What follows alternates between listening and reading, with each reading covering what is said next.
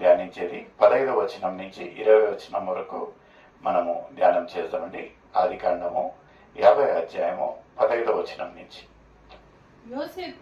యోసేపు సహోదరులు తమ తండ్రి మృతి పొందుట చూచి ఒకవేళ యోసేపు మన యందు పగపట్టి మనమతనికి చేసిన కీడంతటి చొప్పున